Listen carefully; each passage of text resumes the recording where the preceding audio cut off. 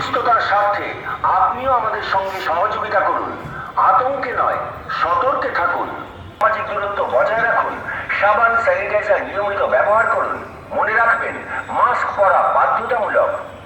আতঙ্কে নয়, সতর্কে থাকুন। নমস্কার।